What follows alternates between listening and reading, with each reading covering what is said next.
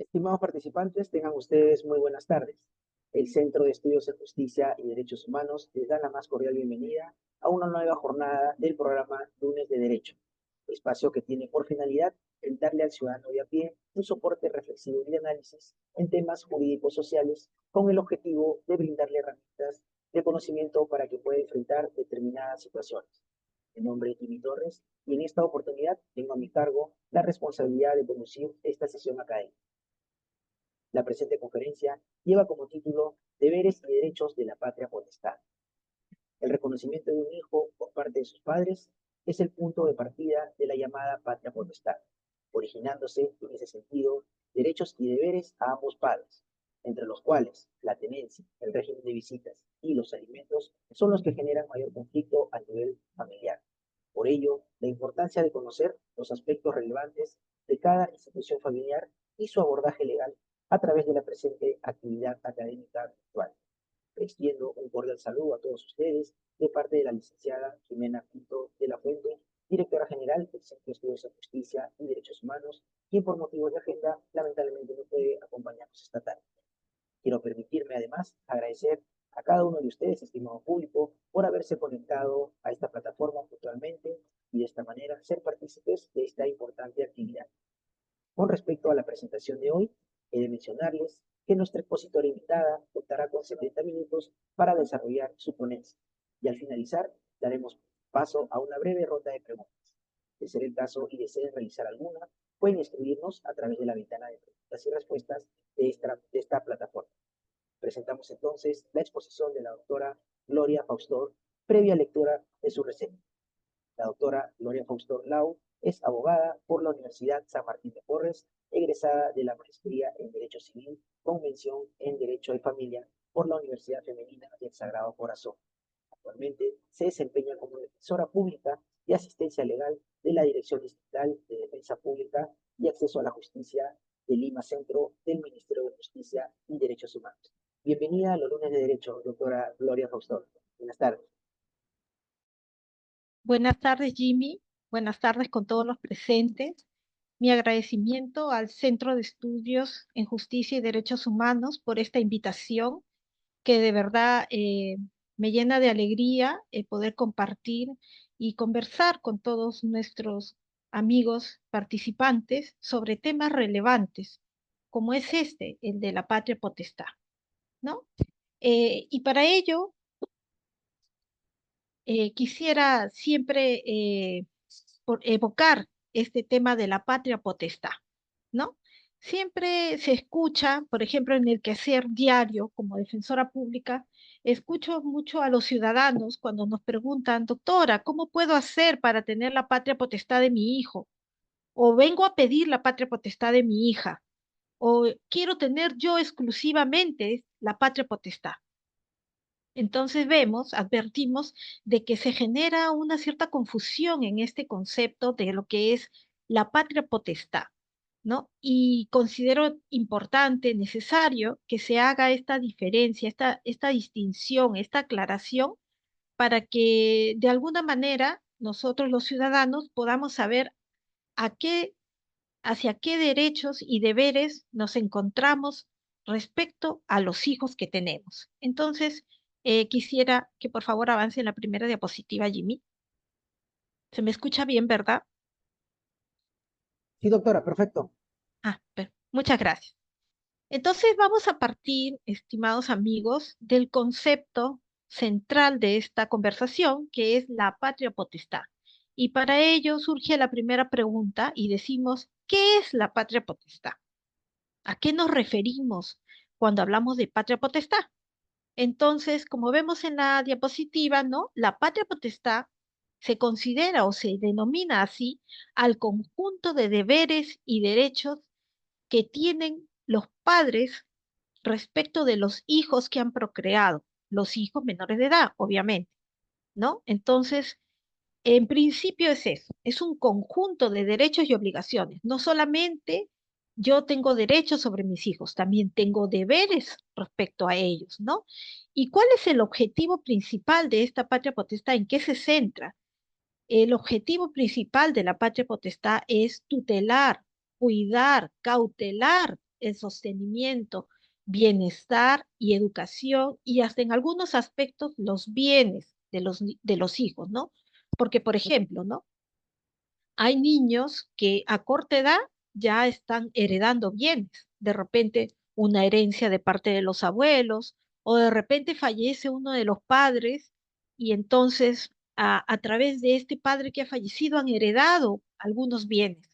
Entonces el otro padre tiene que cautelar, tiene que hacer un buen uso de estos bienes. Por eso se dice que uno de estos deberes de la patria potestad o el objetivo de la patria potestad está en tutelar, en cautelar este sostenimiento, bienestar y educación de los hijos, ¿no? Y de por sí los bienes. Siguiente diapositiva, por favor.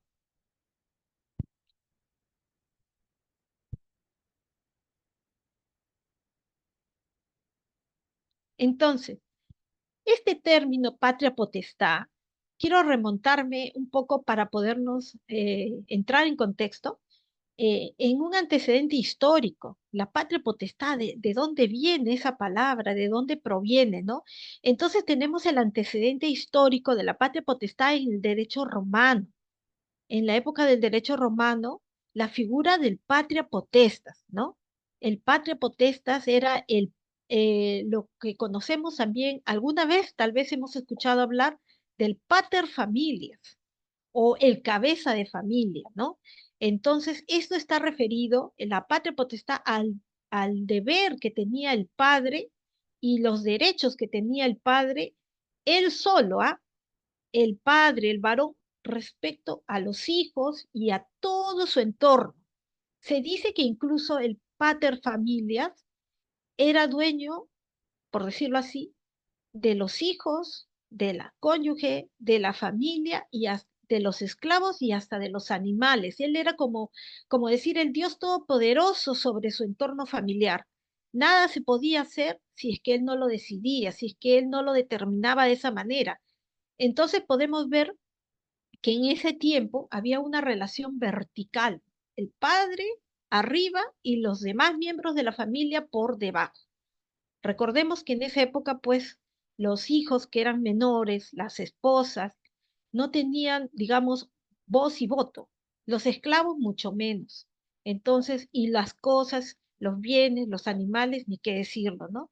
Entonces era un deber omnipotente que tenía el varón, el cabeza de familia respecto a su entorno, ¿no? Y de ahí viene, es desde de este esquema familiar del derecho romano que viene esta denominación del patria potestad, ¿no? Entonces es una denominación que, bueno, se mantiene de alguna manera hasta el día de hoy, y ustedes dirán, ¿por qué? Si el derecho romano pues ya es de inicios de la civilización.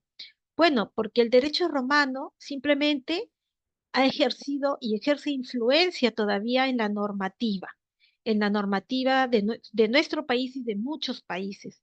Es por eso que todavía se mantiene ese nombre, pero actualmente ya se están presentando algunas variantes en cuanto a la denominación, como lo veremos un poquito más adelante. Siguiente, por favor. Y aquí hablamos de un término, que es la responsabilidad parental, ¿no? Entonces, como decíamos hace un instante, ¿no? Originalmente, ¿no? La patria potestad era una relación vertical, patriarcal. Patriarcal, ¿por qué? Porque el padre de familia, el cabeza de familia era el que decidía todo sobre su familia. No había, la esposa, los hijos no tenían voz ni voto, ¿no? Entonces, ahora esa figura ha cambiado con el transcurso de la civilización, el avance de la civilización, por supuesto, la modernización de las normas, del derecho. Entonces, esta relación vertical actualmente debe ser una relación horizontal, es decir, que los padres tienen el mismo derecho y el mismo deber respecto a sus hijos, en igualdad de derechos. Y acá tenemos un aspecto muy interesante. ¿De dónde proviene esta horizontalidad, esta igualdad? Pues proviene no solamente del avance digamos, de las normas, de los derechos humanos, ¿no? Las convenciones, sino también, por ejemplo, respecto a los hijos, proviene ya de la Convención de los Derechos del Niño, ¿no? La Convención de los Derechos del Niño es una norma de carácter internacional que nos trae un nuevo paradigma respecto a los niños, niñas y adolescentes, ¿no? Hasta antes de la Convención de los Derechos del Niño, los niños, niñas y adolescentes eran considerados como sujetos de protección. Actualmente, la Convención de los Derechos del Niño, los niños, niñas y adolescentes son sujetos de derechos. Entonces, si ustedes pueden ver, ha cambiado la tendencia. Ahora los niños, niñas y adolescentes son personas con la capacidad de derecho, ¿no? O sea, tienen los mismos derechos que una persona adulta, simplemente que no pueden ejercerlos de manera directa, sino lo ejercen a través de sus padres, ¿no? Entonces, esta Convención de los Derechos del Niño que nos trae este modelo, este paradigma del niño como sujeto de derecho, ya también nos trae, digamos, este concepto de responsabilidad parental, donde los padres, ambos son responsables, ambos tienen la misma capacidad, el mismo derecho, las mismas atribuciones y las mismas responsabilidades de cuidado y protección de sus hijos. Generalmente, siempre se atribuye por decir, a la madre como la única responsable del cuidado, de atención de los niños. Hoy no. Hoy esos conceptos con esta nueva tendencia de la responsabilidad parental está cambiando. ¿Por qué? Porque ahora el padre también, así como la madre cocina, les lava la ropa, los cuida cuando se enferman, les ayuda en los deberes del colegio, el padre también puede y debe hacer lo mismo. No todo se le debe de cargar solo a la madre. El padre también tiene esta misma responsabilidad. Por eso hablamos ya de un concepto de responsabilidad parental. Siguiente, por favor. Entonces, nuestra norma que nos dice, el Código de los Niños y Adolescentes nos dice, nos preguntamos, ¿quién ejerce entonces la patria potestad? Sí, ejercen ambos padres, tanto el padre como la madre.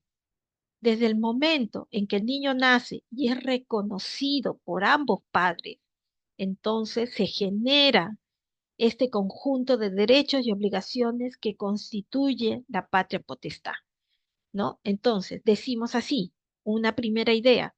Durante el matrimonio, la patria potestad la ejercen ambos padres, tanto el padre como la madre, ¿no? Entonces, este es un deber inherente a ambos progenitores. En el caso, pero ¿qué sucede en esta segunda idea? ¿Qué sucede si se divorcian? ¿Qué sucede si se separan?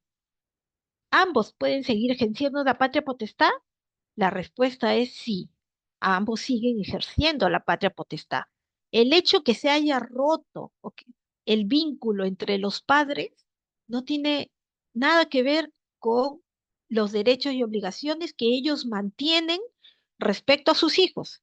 O sea, el vínculo se ha quebrado como pareja, pero la relación padre-hijo, esa no se ha quebrado, esa se mantiene. Y en todo caso, a mérito del divorcio o de la separación, debe de regularse, debe de establecerse cómo se va a ejercitar esta patria potestad. Y lo veremos más adelante cuando conversemos sobre la tenencia, ¿no? Ahora, en la tercera idea, el numeral C, ¿qué pasa cuando fallece uno de los padres? Pues el otro padre pierde la patria potestad. La respuesta es no. Si decimos que ambos padres ejercen la patria potestad, si uno fallece, el supérstite, el que sobrevive, sigue manteniendo la patria potestad, sigue ejerciendo la patria potestad respecto de los hijos. Ahora, en esta cuarta idea, ¿qué pasa en los casos de las parejas que son convivientes, de las llamadas uniones de hecho? ¿Quién ejerce la patria potestad? Si ambos han reconocido al niño, ambos ejercen la patria potestad. Y si no se ha dado eso, Entonces, quien ejerce la patria potestad es aquel padre que lo ha reconocido, el que lo ha reconocido. Por ejemplo, muchas veces llegan a nuestra oficina, por ejemplo, las madres por lo general, ¿no? Y nos preguntan o vienen a consultar, nos dice, por ejemplo, doctora, quiero demandar por alimentos al padre de mi hijo, pero no lo firmó. Bueno, hay un proceso especial para eso. Pero ¿qué pasa si viene y de repente este padre se llevó al niño, lo sustrajo, diciendo, no, yo tengo la patria potestad y yo me lo llevo?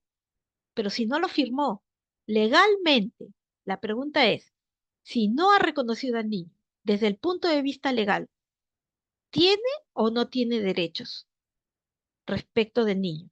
La respuesta es no, porque no lo reconoció, porque no lo firmó.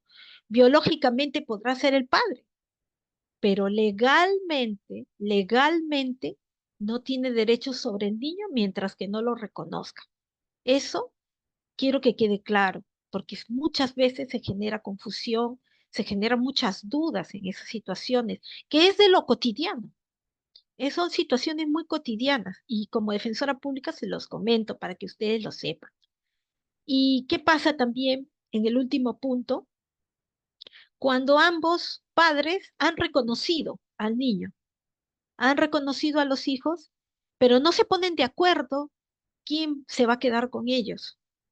Entonces, si no hay un acuerdo voluntario, ahí ya tenemos que acudir a la instancia judicial para que sea el juez quien determine quién va a tenerlos consigo. Y eso ya es materia de o un proceso judicial llamado tenencia, del cual vamos a hablar más adelante para que quede más claro este punto. Siguiente diapositiva, por favor. Entonces, de esta manera, vamos dándole forma al título de esta ponencia que nos trae esta tarde, ¿no?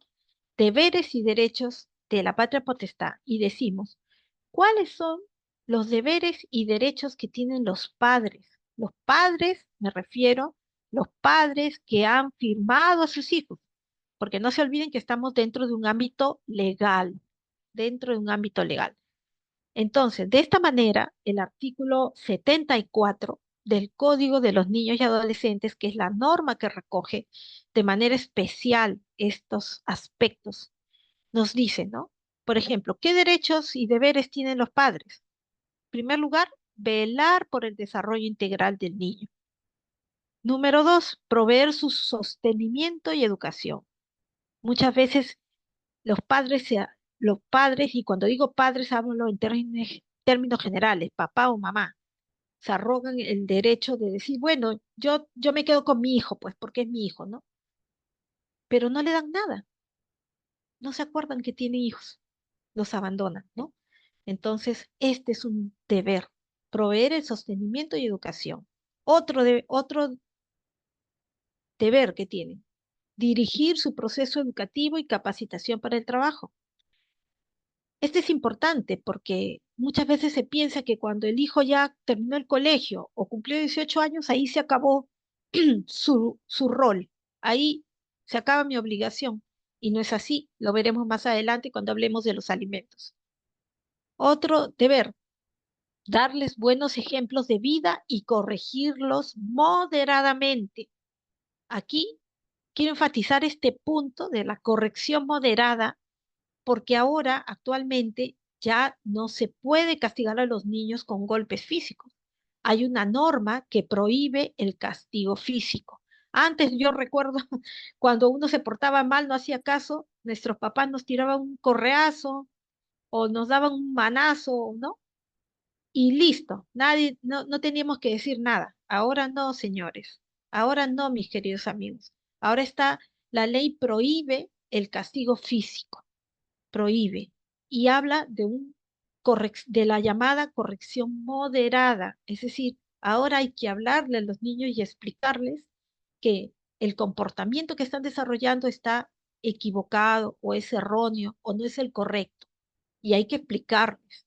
No es cuestión de decirles, ¿sabes qué? No, es no porque simplemente porque yo lo digo, sino hay que explicarles. para que entiendan, porque si el niño persiste en su comportamiento, no puedes decir, mira, ya me sacaste de quicio y ¡fua! Te doy un golpe. No, eso está prohibido, señores. Y es importante que lo tengan presente. Otro, otro deber derecho, tenerlos en su compañía, o sea, que los padres puedan tener a sus hijos, estar con ellos, vivir con ellos. Otro deber derecho, representarlos en los actos de la vida civil. Por ejemplo, si queremos obtener el DNI de nuestros hijos, el niño solito no se va a ir a la RENIEC a sacar su DNI, por supuesto que no. ¿Quién es el que tramita el DNI en la RENIEC? El papá y la mamá. Entonces, por ejemplo, ese es un primer acto, un acto muy importante. Matricularlos en el colegio. El niño solito no se va a ir al colegio a matricularse. ¿Quién tiene que hacerlo? Los padres. Entonces, aquí vemos parte cómo se va cumpliendo esta figura de representarlos en los actos de la vida civil, ¿no? Por ejemplo, otro aspecto importante, recibir ayuda de ellos conforme a su edad y capacidad. Este es también un aspecto muy importante. ¿Por qué? Porque vemos que a veces los padres a niños pequeños los ponen a hacer las tareas del hogar o a cuidar a los hermanitos más pequeñitos. Imagínense un niño de 5 años cuidando un bebito o una niña de 6 años, 7 años cocinando. Eso hay que tener bastante cuidado porque imagínense, el niño que a tierna edad ya está en la cocina manipulando fuego, puede quemarse, puede producirse un incendio, una desgracia. Entonces hay que tener mucho cuidado porque está bien, ellos tal vez pueden ayudar, pero conforme a su edad y a lo que ellos pueden hacer. No se les puede dar una labor más gravosa, más, digamos, más fuerte de lo que ellos pueden hacer. Y también, otro punto importante, administrar y usufructuar sus bienes, ¿no? Hablábamos al inicio de que a veces los niños pueden heredar bienes, ¿no? Pueden heredar bienes. Y entonces los padres tienen que ser unos correctos administradores de esos bienes. No es decir, ah, bueno, mi hijito heredó o mi hijita heredó, y entonces como yo soy la mamá o yo soy el papá, yo me gasto la plata, yo disfruto el bien, yo lo vendo. No, no se puede. Para que el padre o la madre pueda disponer de esos bienes que el niño heredó, amigos, hay que solicitar un permiso judicial. Se llama eh, solicitud de disposición de bienes de menor. Es un proceso judicial donde el juez va a determinar si realmente el padre puede o debe disponer, por ejemplo, de un dinero que está en la cuenta de ahorros. Y, y les pongo un caso bien práctico. En la época de la pandemia, por ejemplo, murió el papá y entonces el dinero de la AFP quedó como beneficiario o dejó como beneficiario a los hijos. Entonces la mamá dice, bueno, yo quiero retirar ese dinero de la AFP porque no tengo dinero, necesito, ya, hay que justificar qué uso le vamos a dar a ese dinero. No es cuestión de decir, como yo soy la mamá, a ver, deme a mí la plata y yo la voy a gastar. No, el juez es el que regula ese uso y disfrute de los bienes de los niños y tiene que ser en beneficio de los hijos. ¿Por qué? Porque luego el juez le va a pedir cuentas a esa mamá o a ese papá que está disfrutando o que está administrando esos bienes. ¿Por qué? Porque no le pertenecen al papá ni a la mamá, le pertenecen a los hijos. Entonces, ese es un aspecto también importante en este sentido. Siguiente diapositiva, por favor. Ahora, así como los padres tienen derechos, ¿no? ¿Se puede suspender la patria potestad? Sí se puede. Hay causas señaladas en la ley. Por ejemplo, el artículo 75 del Código de los Niños y Adolescentes nos señala cuáles son las causales o cuáles son los casos en los cuales se puede suspender el ejercicio de este derecho de la patria potestad. O sea, en qué casos los padres se van a ver impedidos de ejercer la patria potestad. En primer lugar, vemos aquí dice la interdicción del padre o la madre por causas de naturaleza civil. Claro, por ejemplo, cuando el papá o la mamá tiene alguna discapacidad o de repente, bueno, más que discapacidad, digamos, cuando el papá y la mamá, por ejemplo, son personas que son consumidores de droga o son personas que están sumidas en el alcoholismo. En ese caso, no están en la capacidad de poder ejercer la patria potestad. Entonces, cuando esa persona ha sido declarada interdicta, en ese caso se le puede suspender la patria potestad porque lamentablemente no puede ejercer sus derechos por sí solo. Es una persona que tiene problemas. Entonces, en este caso, se suspende la patria potestad. Otro caso, número dos, ausencia judicialmente declarada.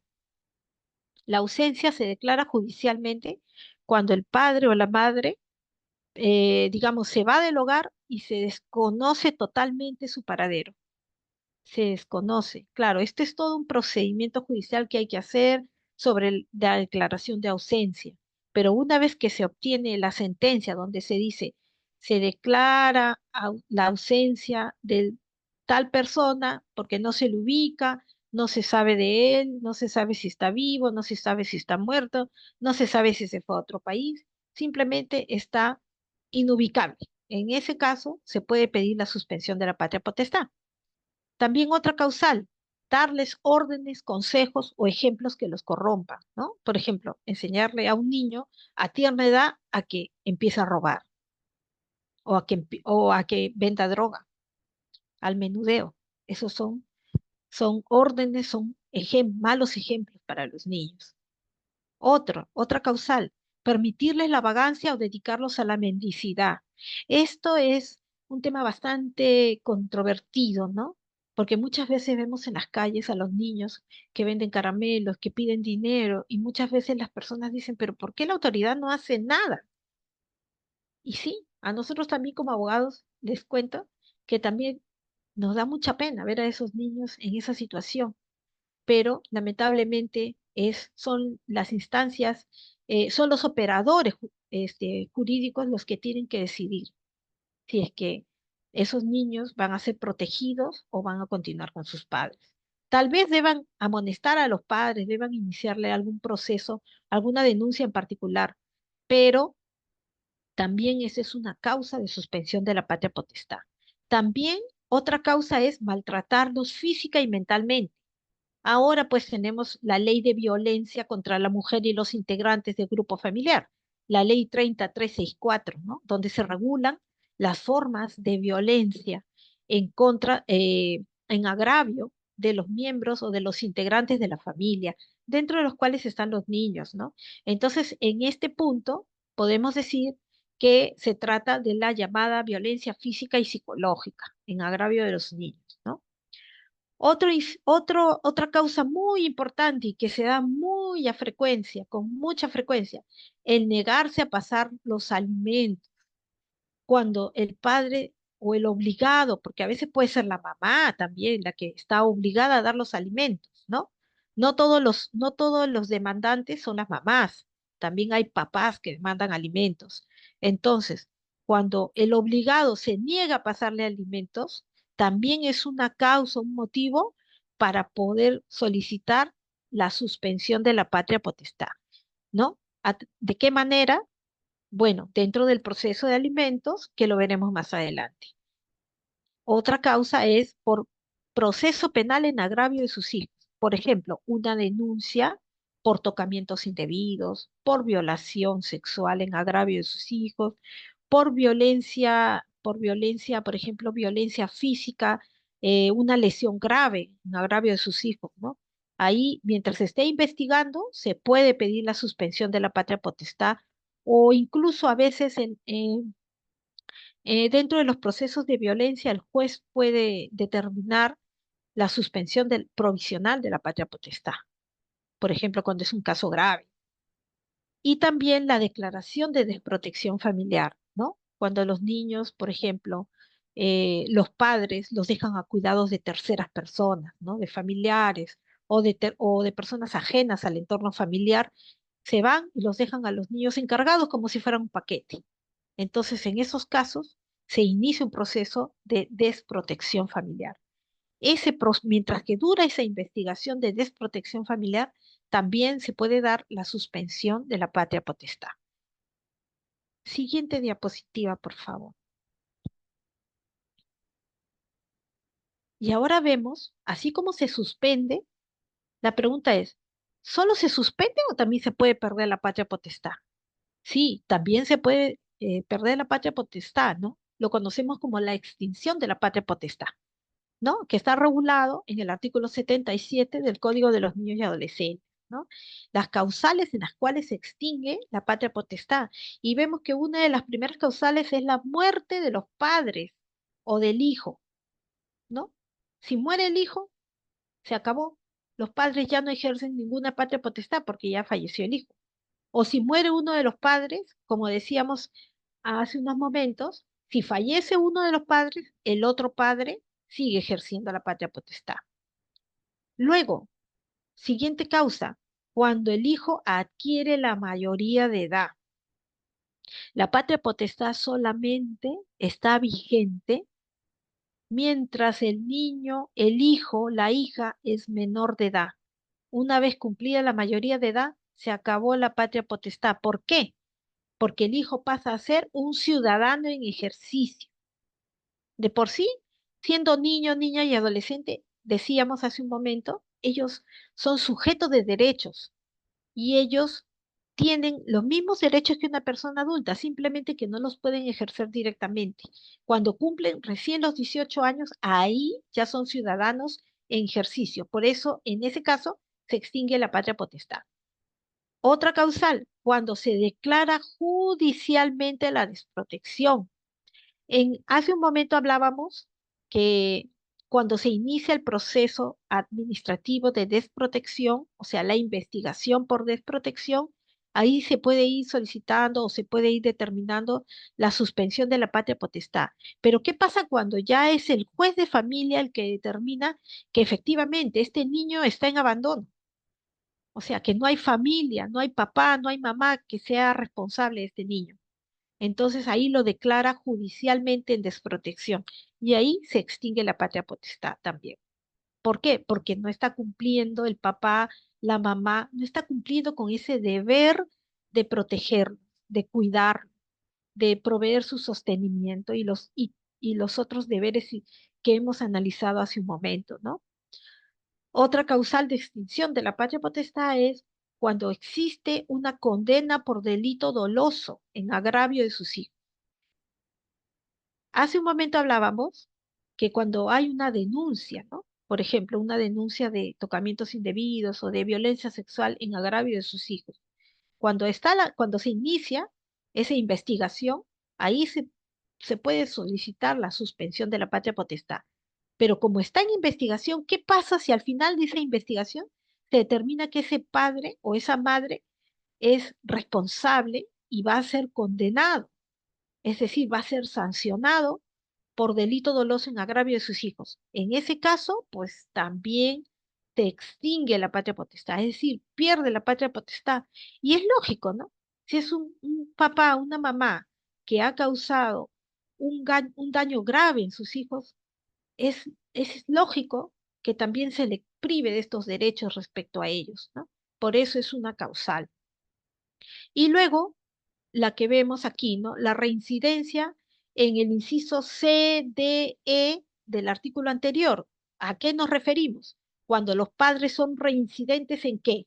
En darles, en darles órdenes, consejos o ejemplos que los corrompan, también en permitirles la mendicidad o la vagancia, también cuando los maltratan física y mentalmente, bueno, o violencia física y psicológica, y también cuando se niegan a pasarle alimentos. Cuando este comportamiento es reiterado, o sea, una, dos, tres veces, hay denuncias, hay denuncias de omisión a la asistencia familiar, hay denuncias de violencia, ¿no? O hay denuncias donde o nuevamente el niño está vagando, se le encuentra deambulando por la calle o se le encuentra pidiendo limosna, ¿no? De manera reiterada, ahí sí puede extinguirse la patria potestad. El código es bastante claro y preciso en esos aspectos.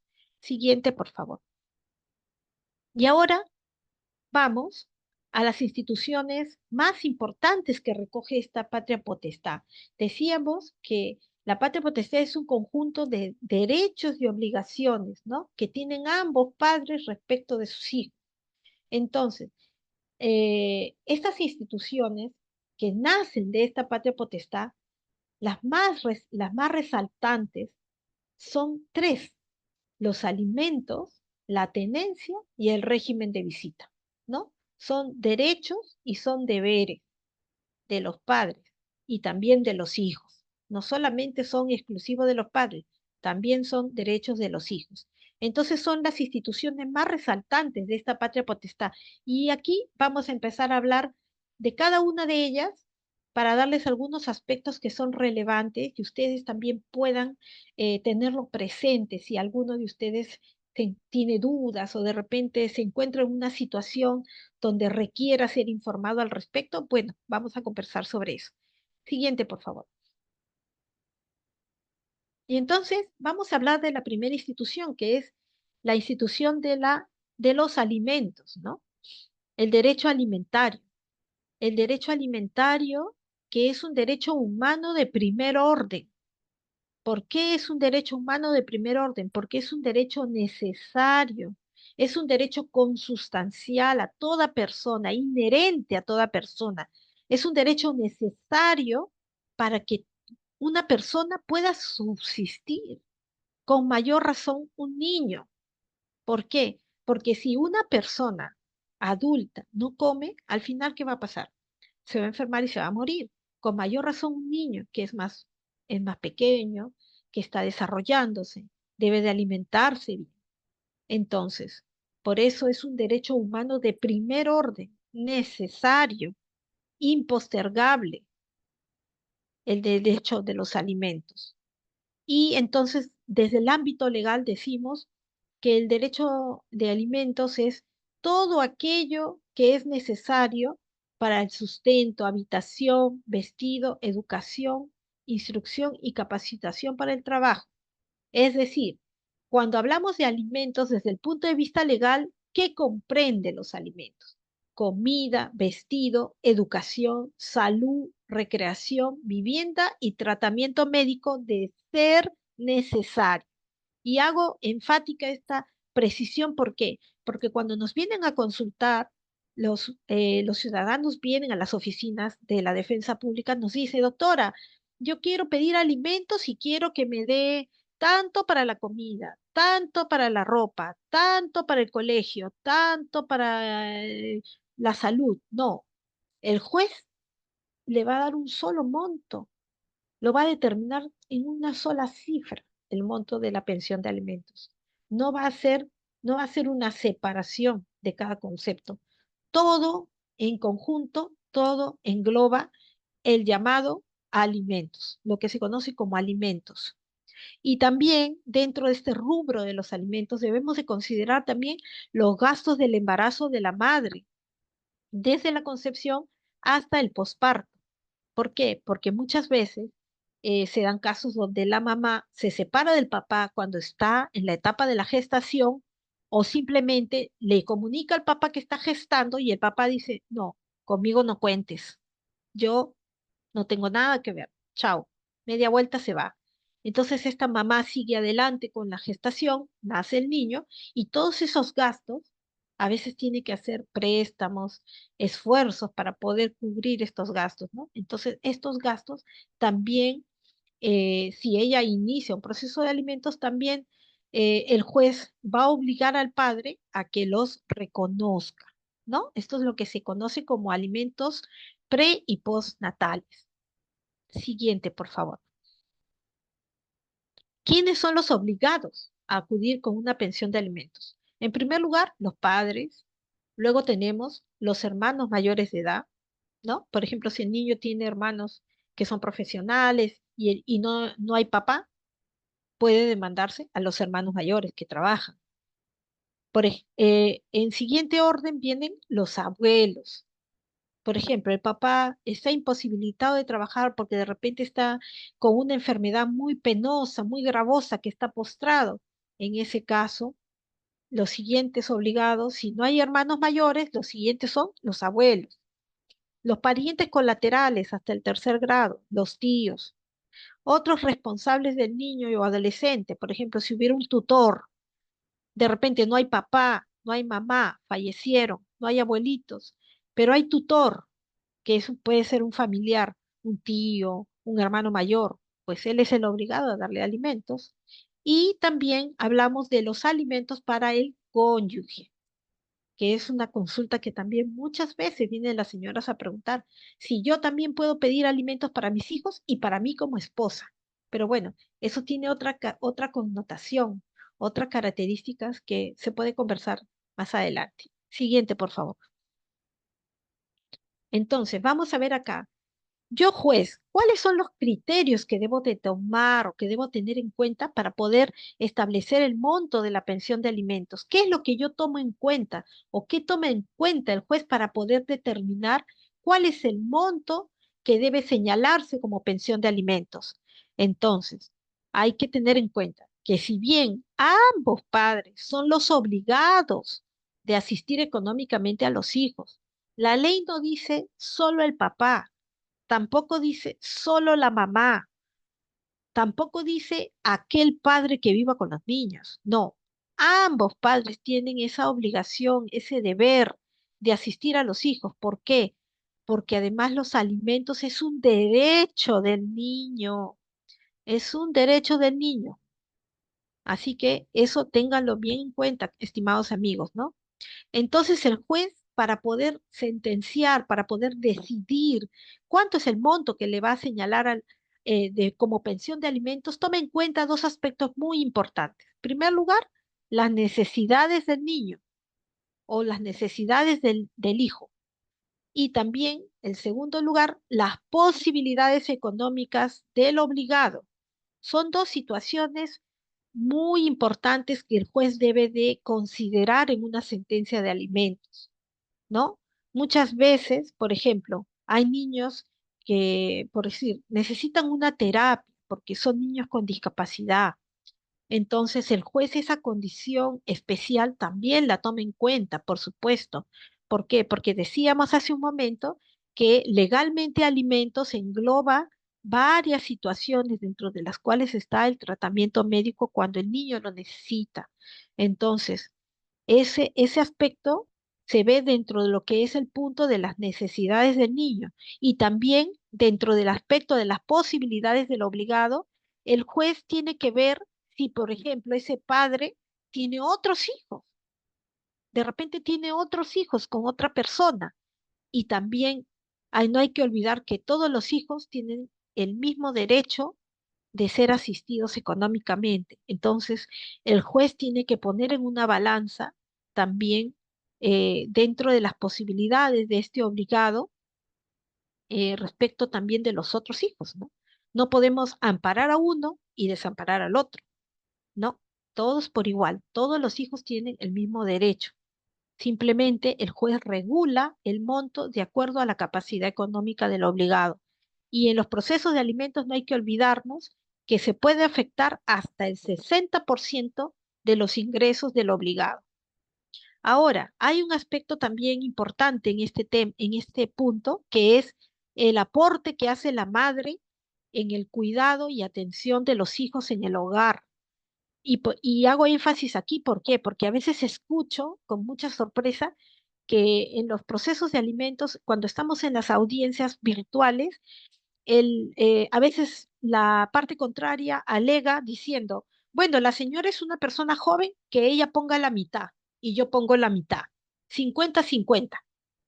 Entonces, es que no están considerando la otra parte que la madre, con el cuidado que hace del hijo en el hogar, es como que ya está aportando, porque se considera ese trabajo que ella hace dentro del hogar, se considera que tiene valor económico, valor económico. Entonces es como que ella está aportando, porque si ella tuviera que trabajar, ¿qué tendría que hacer? Tendría que contratar a una persona para que cuide a sus hijos. Y eso es un gasto. Entonces, por eso el juez considera, ahora la ley se modificó, me parece que en el 2016 se modificó el Código Civil y ahora se considera ese aporte que mediante el cuidado y atención de los hijos en el hogar. Siguiente, por favor. Y acá vemos qué pasa con los hijos que no han sido firmados por el papá. Recordemos que los hijos que nacen dentro del matrimonio se presumen hijos del padre, del esposo, se presumen, ¿no? Entonces, como quien dice, automáticamente ya tienen asegurado su derecho alimentario. Pero ¿qué pasa? Por ejemplo, con los hijos extramatrimoniales o de repente los hijos de una pareja de convivientes y el padre no quiere firmarlo, no quiere reconocerlo. ¿Para qué? Para evitar pasar pensión, para evitar pasar la pensión de alimentos. Entonces, queridos amigos, en este caso tenemos el proceso especial de filiación extramatrimonial y alimentos. Es un proceso especial, ¿por qué? Porque en esta demanda, es una demanda que se solicita, que se presenta ante el juzgado de paz, se va a solicitar dos cosas, dos puntos importantes. Uno, el reconocimiento de la paternidad y dos, los alimentos, la pensión de alimentos para los niños. Así que no, los niños que no están reconocidos no van a quedar desamparados respecto a sus alimentos. Y en cuanto a los hijos mayores de edad, ¿no? Muchas veces los padres dicen, bueno, ya cumpliste 18 años, entonces aquí terminó mi obligación contigo, ¿no? No necesariamente es así. No necesariamente es así. ¿Por qué? Porque si el hijo mayor de 18 años está estudiando, está siguiendo estudios superiores de manera satisfactoria, entonces tiene derecho a seguir percibiendo los alimentos. Como máximo, la ley nos pone hasta los 28 años de edad, ¿no? Y si en caso este hijo mayor de edad es una persona con discapacidad, pues el derecho alimentario le asiste de por vida, señores, de por vida. Siguiente, por favor. ¿Qué necesitamos para demandar los alimentos? Necesitamos, por lo general, si es la madre la que va a demandar, la copia simple de su DNI. Cuando es el papá, también puede hacerlo el papá. También tenemos casos de padres que tienen consigo a sus hijos y han demandado alimentos. Entonces necesitamos la copia del DNI del solicitante, la copia certificada de la partida de nacimiento del niño o del hijo, los documentos que puedan acreditar o demostrar los gastos que se tiene con los hijos y los informes médicos de ser el caso.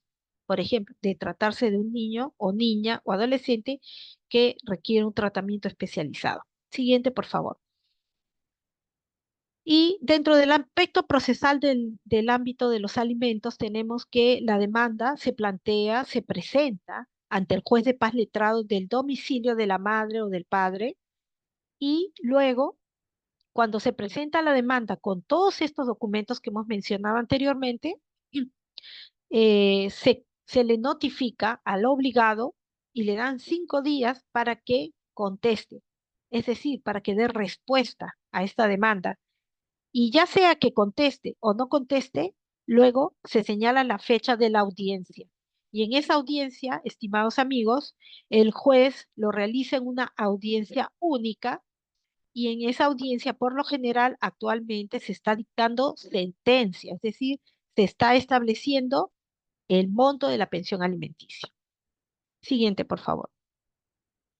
¿Qué pasa cuando este señor, pese a que ya está la sentencia, pese a que se le está requiriendo, que tiene conocimiento ya de que hay una pensión de alimentos que tiene que cumplir, no lo hace?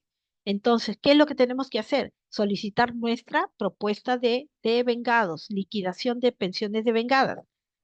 Y luego esa liquidación le corre en traslado al obligado y si no observa o si no demuestra que está cumpliendo con la obligación, se aprueba ese monto, se aprueba y se le requiere el pago bajo apercibimiento de ley, que puede ser por lo general la denuncia por omisión a la asistencia familiar. ¿Y qué pasa si de repente este señor, bueno, pues le da igual, ¿no?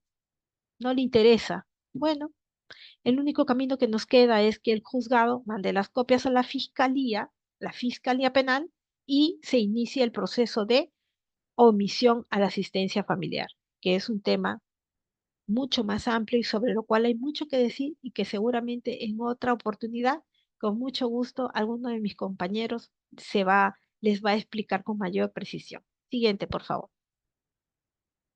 Y tenemos acá el derecho a la tenencia y custodia.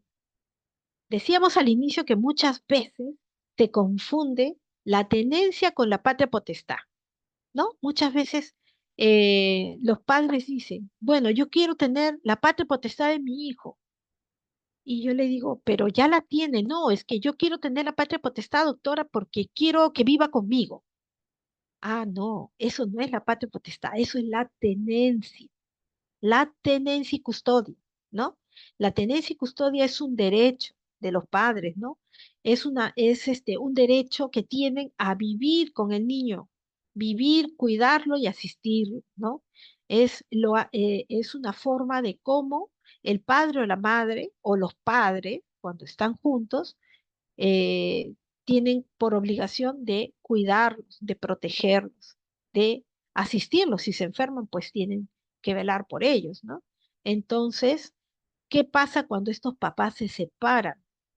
Entonces, ahí la tenencia se puede establecer a favor de uno o actualmente de manera compartida. Y para eso pasemos a la siguiente diapositiva.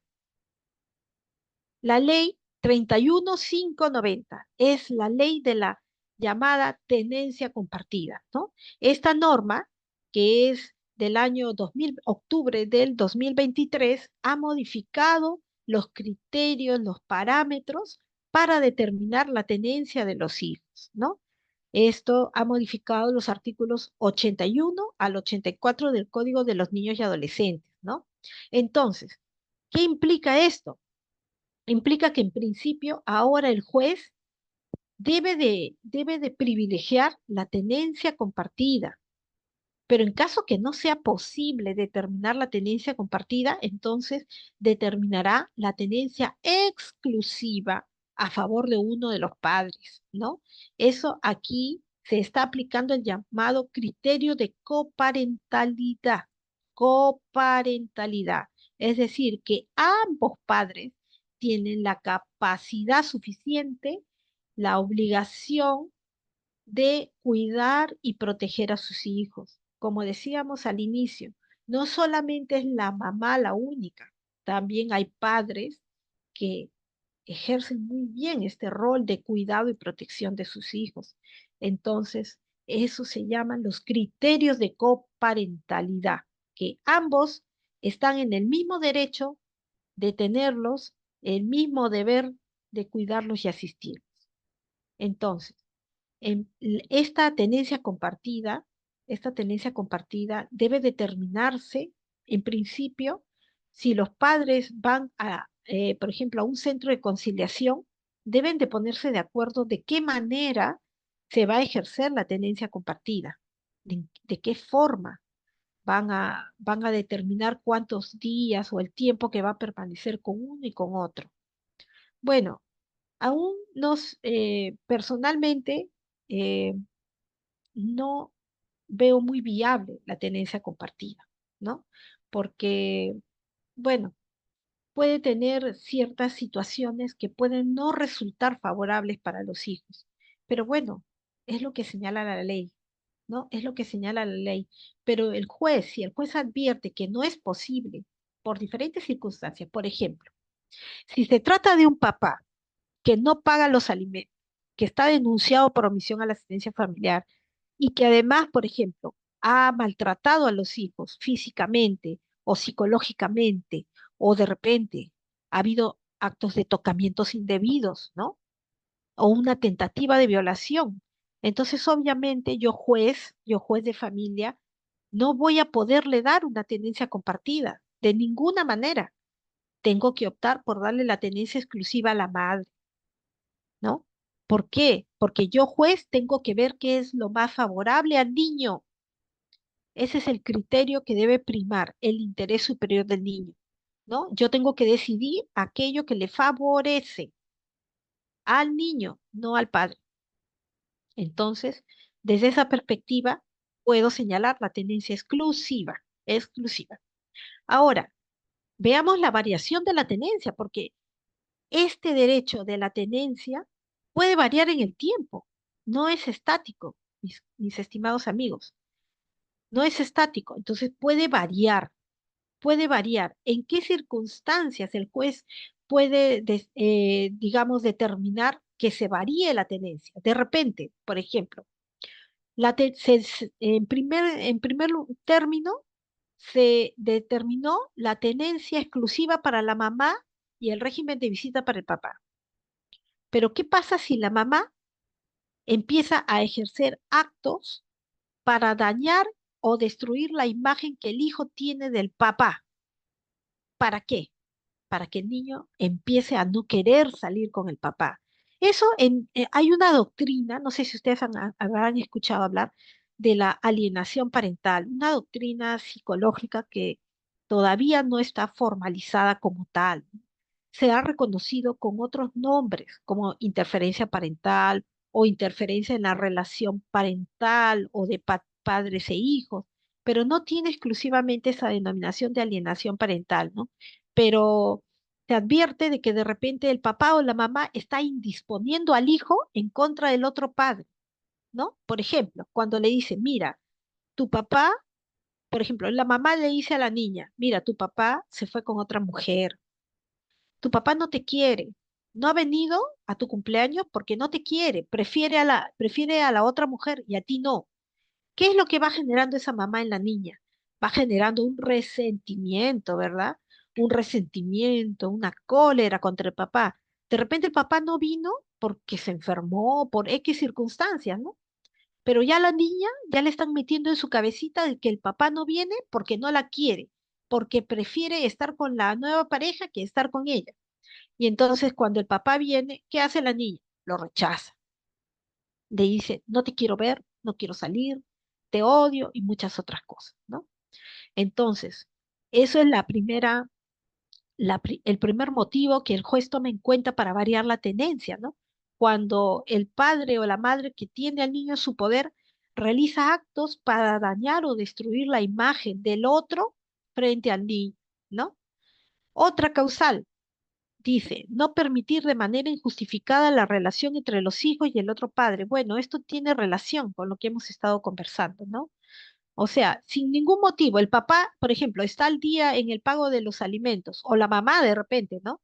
También hay casos, ¿no? Donde la mamá, por ejemplo, eh, el papá tenía la tenencia y la mamá el régimen de visita, y la mamá pagaba la pensión, estaba al día. Y cada vez que ella iba a visitar a los niños, a sacarlos a pasear, el papá agarraba y se los llevaba de viaje. O le decía, no, no puedes sacarlos porque ellos están estudiando, están en la natación, están donde han salido. Y entonces, sin ningún motivo, impedía esa relación paterno-filial, ¿no? Entonces, eso también guarda relación con el siguiente inciso. ¿Por qué? ¿Por qué se da eso? Porque no está respetando el régimen de visitas que ha señalado el juez o que de repente ellos mismos han acordado, ¿no? Han conciliado un régimen de visita y no lo cumplen. Entonces, eh, o incluso ahora el juez puede decir, mira, ¿sabes qué? Vamos a determinar la tenencia compartida, pero los días que no los tengas tú le vas a permitir al papá o a la mamá que conversen por WhatsApp o que conversen a través de Zoom o Meet, porque ahora esta tecnología nos permite tener un acercamiento de alguna manera, ¿no? Y a veces el padre o la madre no quiere ni siquiera que lo llame al niño. Entonces, todas estas conductas son obstructivas, o sea, dañan, deterioran la relación parental. Entonces son motivos, son causales para que el juez pueda variar la tenencia, pueda decir, ya no la va a tener la mamá, ahora el padre es quien va a tener la tenencia. Se produce la variación de la tenencia. Esto es muy importante tenerlo en cuenta porque finalmente nosotros no podemos estar lidiando con los hijos como si fuera un trofeo, como si fuera una cosa que nos estamos arranchando, ¿no? Los hijos son personas, son seres humanos que sienten, que piensan. Entonces, hay que tener en cuenta con mucho cuidado este tema. Siguiente diapositiva, por favor. Creo que ya vamos terminando. Y bueno, el otro derecho o atributo que proviene de la patria potestad, el derecho al régimen de visita, ¿no? Que tiene por finalidad permitir la comunicación, el contacto entre los padres y los hijos que no viven juntos, ¿no? O sea, fortalecer ese lazo paterno-filial que nunca se va a acabar, nunca se va a terminar. Aunque el papá muera, aunque la mamá muera, siempre va a haber un vínculo, va a haber una relación parental que nada ni nadie lo va a poder destruir. Entonces, este régimen de visita es para eso, es para fortalecer ese vínculo. Muchas veces ese vínculo se ve afectado con la separación de los padres, ¿no? Con la separación, ¿no? Porque de repente el papá se va a vivir a otra ciudad o de repente la mamá se va a vivir a otro país. Entonces ya el hecho de que de por sí los padres se separen, que ya no estén juntos, ya de por sí ya está afectando al niño, porque el niño ya está triste, el niño ya está pensativo. Muchas veces, estimados amigos, los niños se sienten culpables de la separación de los padres. Entonces, este régimen de visita viene a fortalecer ese vínculo que se va deteriorando. O sea, lo que se quiere es que no se pierda esa ligazón padre-hijo o madre-hijo, ¿no? Entonces, para esto es el régimen de visita, ¿no? Y entonces algo importante, importantísimo respecto al régimen de visita. El régimen de visita no solamente es un deber de los padres, no solamente es un derecho también, es un deber derecho. No solamente es un deber derecho de los padres, sino que principalmente es un derecho de los niños a tener contacto con este padre con el que no viven. Y es un derecho que se extiende incluso ahora, se extiende a la familia cercana, por ejemplo, a los abuelos, a los tíos. No solamente se limita al papá o a la mamá. Y ustedes me dirán, ¿por qué? Porque el niño, según lo que nos dice la convención, el niño tiene derecho a relacionarse con su entorno familiar, a recibir el cariño de su entorno familiar. Y el entorno familiar, después del padre, ¿quiénes son? Los abuelos, los tíos, los primitos. Tiene derecho a jugar, a relacionarse con su familia, tanto del lado paterno como del lado materno. Entonces, no podemos estar, como decía yo hace un momento, al juego de que no, yo soy la mamá, no, es mi hijo, no, yo soy el papá, no, no es tu hijo, también es mío, y estamos en ese tirijal, ¿no? No, no debemos, o como también ocurre algo muy frecuente, ¿no? A veces hay papás eh, que cumplen con los alimentos y la mamá no le deja ver, no le deja ver, simplemente porque no quiere. Entonces, ahí tenemos ya que ir a una vía judicial para que sea el juez el que determine los días y horas que ese niño o niña o esos niños van a poder estar con este papá. Ahora, dentro del proceso de régimen de visita, tanto como la tenencia y el régimen de visita, el juez, y quiero que quede bien claro esto, de acuerdo a la edad del niño, el juez los entrevista y les pregunta a los niños con quién quieres vivir, por qué quieres estar con tu papá, si quieres estar con tu mamá, o por qué no quieres estar con tu mamá, o si quieres que tu mamá te visite o tu papá te visite. Se les pregunta, ¿por qué? ¿Saben por qué, amigos? Porque es, el niño tiene derecho a ser oído, derecho del niño a ser oído en instancia judicial o administrativa. Por eso los niños, en los procesos tanto de tenencia como de régimen de visita, los niños, llegado el momento, si no hay una conciliación entre los padres, el juez los escucha a puerta cerrada. Los padres y los abogados nos quedamos afuera y el juez y el fiscal entrevista, escucha a este niño en privado, porque es su derecho también de expresar su opinión. Entonces, hay que tener bastante cuidado con eso. Muchas veces los padres manipulan al niño para que al juez le diga una cosa, pero a veces los niños, como no saben mentir tan bien, a veces se contradicen y se evidencia. Muchas veces se evidencia cuando el niño está direccionado. Entonces, evitemos eso porque les hacemos daño. Dañamos, dañamos su mente, su corazón, su alma.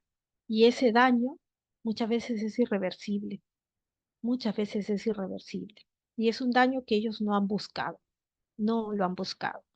Entonces, para ir culminando, este derecho, tanto de los alimentos como de la tenencia y como el régimen de visita, son derechos importantes, instituciones importantes que se derivan de la patria potestad y que en el tiempo pueden variar.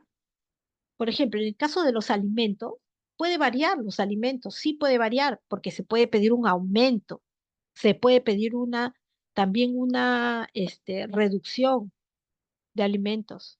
En el caso de la tenencia, hoy lo puede tener, por ejemplo, hoy puede determinarse la tenencia exclusiva de la mamá, mañana puede variar a una tenencia compartida, porque de repente el hijo dice, bueno, yo quiero vivir con ambos, ya estoy grande, ya quiero disfrutar también de mi papá, quiero salir con mi mamá. Entonces el juez también toma eso en cuenta. Y lo mismo con el régimen de visita. De repente en un determinado tiempo, el régimen de visita era sin externamiento, es decir, dentro de la casa. Muchas veces las mamás dicen, no, que no salga. Si quiere visitarlo, aquí adentro. No pone un pie afuera.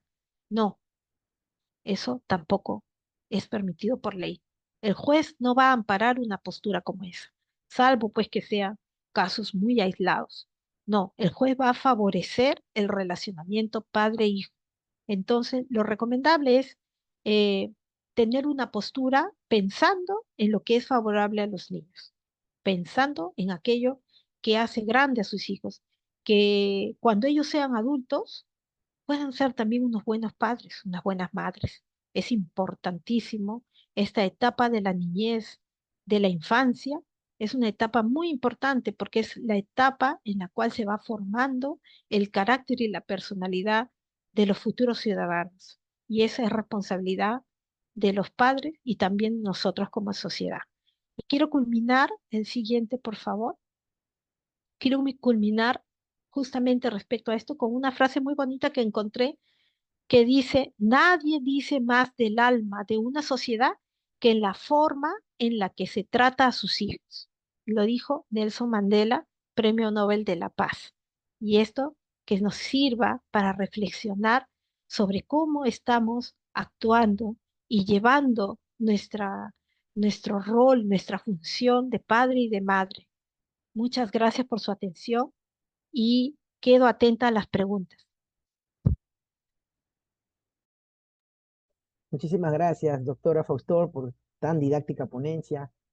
Asimismo, quiero extender el agradecimiento a las más de 1000 personas que nos acompañan en esta sesión y que se mantienen todavía conectados por la importancia, doctora, de este tema, ¿no? Y bueno, efectivamente y rápidamente también vamos a pasar a algunas de las consultas que nos han hecho nuestros participantes. Por ejemplo, em, mm, ¿cómo se ejerce la patria potestad cuando los dos padres están de acuerdo en una decisión respecto al niño? ¿Quién dirime? Bueno, decíamos que la patria potestad en principio la ejercen ambos padres que han reconocido a su hijo. En todo caso, seguramente lo que hay que determinar ahí, quién va a ejercer la tenencia, es decir, quién va a vivir con el niño, quién lo va a tener bajo su cuidado y protección y respecto al otro, el régimen de visita. Perfecto, doctora. Otra consulta es, mm, a ver, bueno, nos hacen mención sobre un proyecto de ley que baja la edad de, bueno, no, mm, a ver, si se pierde la patria potestad a través de un proceso judicial, ¿hay forma de poder recuperarla? Sí, así es. Hay también, digamos, un procedimiento para poder recuperar. Se llama la restitución de la patria potestad, ¿no?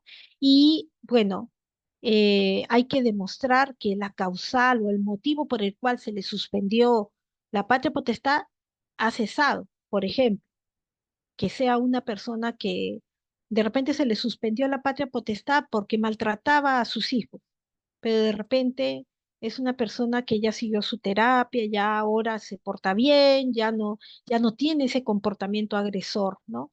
Entonces, de esa manera podrá solicitar la restitución de la patria potestad. Gracias, doctora. Em, Otra consulta. mm, A ver, creo que ya lo ha explicado usted, doctora, pero quizás un poquito reforzarlo. ¿Cuál es la diferencia entre tenencia y patria potestad? Perfecto. La patria potestad es el conjunto de derechos y obligaciones que tienen los padres respecto de sus hijos.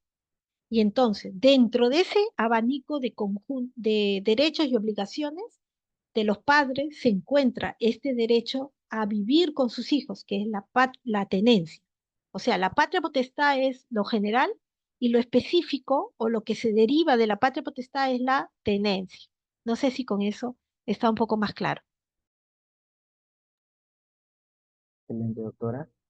Mm, a ver, nos preguntan, cuando se comete, bueno, no va acorde al tema. Mm,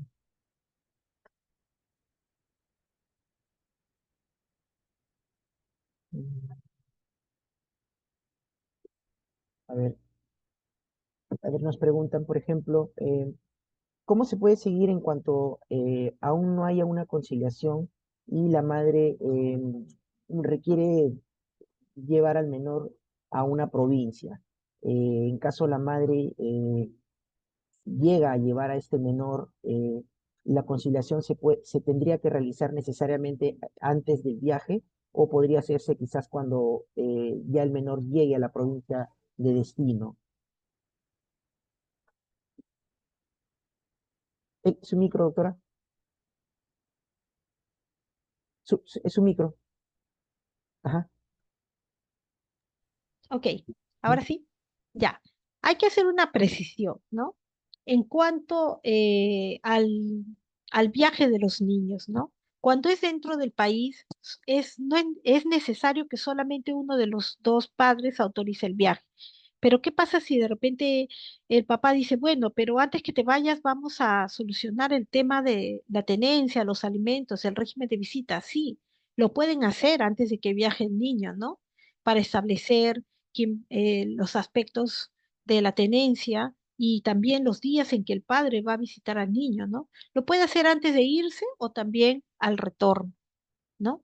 Lo importante es que si hay la voluntad de ambos padres de darle una solución amigable a estos aspectos, lo pueden hacer. Lo más recomendable es que se haga por la vía de la conciliación extrajudicial. Y para eso pueden acudir a los centros de conciliación extrajudicial del Ministerio de Justicia y Derechos Humanos. Gracias, doctora. Em, Otra de las consultas, a ver, por ejemplo, ligada a la conciliación, ¿es obligatoria la conciliación para iniciar una demanda de alimentos y régimen de visitas? Esa es una. ¿Y qué sucede cuando una madre no toma determinadas acciones legales por desconocimiento eh, mm, contra un infractor que estuvo ausente por 8 años, ¿no? Por determinados años? ¿Es válido que el padre exija también poder compartir un momento con el niño, ¿no? Pese a que se haya distanciado durante un largo tiempo? A ver, en primer lugar, no es obligatoria la conciliación extrajudicial para iniciar un proceso. Digamos, es bastante recomendable poder solucionar estos conflictos familiares a través de los mecanismos alternativos, ¿no? Como tenemos la conciliación extrajudicial, que como decía, lo podemos hacer, por ejemplo, en un centro de conciliación privado o de repente en las demunas o también en los centros de conciliación extrajudicial gratuitos del Ministerio de Justicia, que son a nivel nacional también, ¿no? Es lo ideal, ¿no? Pero no es obligatorio acudir a la conciliación para luego hacer el proceso. Es decir, no es un requisito indispensable para iniciar un proceso de alimentos haber ido antes a conciliar. No, no lo es. En otros casos, sí. es obligatorio. Por ejemplo, cuando vamos a reclamar una deuda, presté dinero o un desalojo, ahí sí es obligatorio. Pero en los temas de familia, no. Ahora, respecto al padre que estuvo ausente, ¿no? Un padre que estuvo ausente y ahora después de 8 años quiere volver, quiere venir a visitar a su hijo. Bueno, aquí hay que manejar con bastante cuidado. ¿Por qué? Porque hay que tener en cuenta que el niño no ha tenido ninguna relación, ningún contacto con este papá. Entonces, de la noche a la mañana, pues no va a venir y va a decir, mira, yo soy tu papá. Y el niño va a decir, pero ¿tú quién eres? De repente lo puede ver como un extraño. Entonces, en ese caso, lo recomendable sería que busquen ayuda con un profesional, por ejemplo, un psicólogo, que les dé pautas, que les dé estrategias, cómo puede ir dándose esta relación parental, sobre todo después de un periodo prolongado de ausencia, ¿no? Porque el niño también, pues, puede afectarse o puede rechazar, puede decir, bueno, yo a ti no te conozco, tú para mí eres un extraño. Entonces, sugiero que, de ser así, que busquen ayuda. Gracias, doctora. Y bueno, quizás, doctora, que, bueno, solemos realizarlo, pero quisiéramos que nos pueda brindar una última reflexión, doctora, para poder dar cierre a esta tan detallada y tan didáctica posición que nos ha dado usted el día de hoy. Por favor, doctora. Ok, muchas gracias. Sí, como decía en un instante de la ponencia, eh, es importante para nosotros como padres poder asumir este rol, esta patria potestad, este conjunto de derechos y obligaciones de manera adecuada, de manera responsable respecto a nuestros hijos. ¿Por qué? Porque a veces uno dice, no, como ellos son chiquitos, ellos no entienden, ellos no se dan cuenta. No, ellos se dan cuenta. Los niños sienten desde el vientre. Parece increíble, pero el ser humano desde que está en el vientre ya va sintiendo. Por ejemplo, cuando hay violencia, el niño va sintiendo la angustia, el dolor de esa madre que está siendo violentada. Entonces, si queremos, si tenemos la ilusión de tener una familia, un hogar, hagámoslo con responsabilidad. Y si la relación se va a terminar como pareja, pero como padres nunca vamos a dejar de ser padres. Entonces, procuremos de una manera adulta, madura, llevar esta relación, no indisponer a nuestros hijos. Nuestros hijos no son un juguete, nuestros hijos son seres humanos que sienten, que piensan, y si nosotros queremos que mañana más tarde ellos sean personas de bien, formémoslos como personas de bien. ¿Y de qué manera lo vamos a formar? Como personas de bien, con un buen ejemplo, con un buen ejemplo, con amor, con cariño, con responsabilidad. Yo les invito, como abogada, les invito a que reflexionen seriamente sobre estos aspectos. Después no estemos arrepentidos llorando, ¿por qué mi hijo es rebelde? ¿Por qué mi hijo se metió a las drogas? ¿Por qué mi hijo se fue con los malos amigos? ¿Por qué mi hijo delinque? Si ustedes pudieran entrevistar a los adolescentes infractores que están en Maranguita o en los centros en los centros juveniles, ahí obtendrían muchas respuestas. No esperemos a llegar a ese punto. Si hemos traído hijos al mundo, cuidémoslo y con amor y démosle lo mejor que podamos. Eso es lo que podría decirles. Gracias por su atención. Muchísimas gracias, doctora Gloria Faustor. Un último pedido, doctora. Quizás hubiesen algunos de los participantes que quisieran anotar la dirección de la Defensa Pública, Asistencia Legal. Quizás usted nos puede compartir a dónde podrían acudir, porque este es un trabajo también muy importante por parte de la Dirección General de Defensa Pública, ¿no? Entonces, yo también quería aprovechar en agradecerle por darse un pequeño tiempito y compartir esta importante conferencia con nosotros, doctora. Pero este tiene este espacio para que pueda invitar a nuestras más de 1000 personas que están ahora en sala y, bueno, ver si es que de repente desean ellos asistir, acudir a realizar una consulta, ¿no? Ellos o tal vez algún familiar. Claro que sí.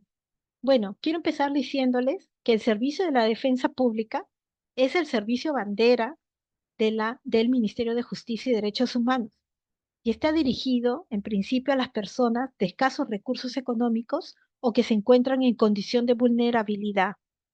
Entonces, este servicio está dirigido a la ciudadanía y pueden encontrarnos a nivel nacional.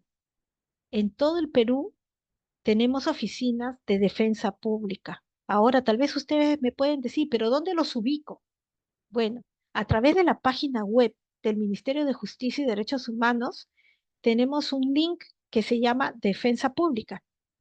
Y entonces ahí van a encontrar el directorio de las oficinas de defensa pública a nivel nacional. También quiero comentarles que tenemos una línea gratuita, Fono Alegra 1884. Repito, 1884. Es una línea gratuita donde ustedes pueden llamar desde cualquier parte del Perú, pueden llamar y hacer sus consultas. A veces les pido en este aspecto que tengan un poquito de paciencia porque a veces es tanta la congestión de la línea, no creerán que esa línea desde antes de las 8 de la mañana ingresan las llamadas en cola porque son muchas las personas que tienen necesidad de una orientación legal. Y entonces esta línea está atendida por abogados que le van a dar la orientación que ustedes necesitan y si en caso se trate de alguna situación que deba ser atendida por nosotros, con mucho gusto la van a derivar a la localidad o a la dirección de defensa pública que está más cercana a su domicilio. Entonces, de esta manera ustedes van a poder tener contacto con algún compañero mío, defensor público, ya sea, por ejemplo, en el ámbito de derecho de familia, ¿no? Asistencia legal, ¿no? En temas de alimentos, tenencia, régimen de visita, o de repente si son víctimas de algún delito, ¿no? De repente son víctimas de estafa, de violencia, de robo, también mis compañeros del área de víctimas con mucho gusto los van a atender, o si de repente tienen algún familiar o ustedes mismos de repente en algún momento son intervenidos por la policía, ¿no? Están en una comisaría detenidos o tienen un proceso penal. Bueno, también nuestros compañeros del área penal también los van a defender, van a asumir su defensa y los van a atender con mucho gusto, ¿no? También otro canal donde ustedes pueden tener un acercamiento con la defensa pública a través de las redes sociales, ¿no? Facebook, Instagram y TikTok. Ahí también van a encontrar bastante información sobre los servicios que realizamos y sobre todo dónde nos pueden ubicar para que puedan recibir esta atención que ustedes necesitan. Muchísimas gracias, doctora Gloria Faustor, por toda la información que nos ha brindado el día de hoy. Muchísimas gracias a las 1000 personas que nos han acompañado en esta sesión. Y bueno, nos encontramos el próximo lunes en una nueva jornada de los lunes de Derecho. Muchísimas gracias y muy buenas tardes con todos.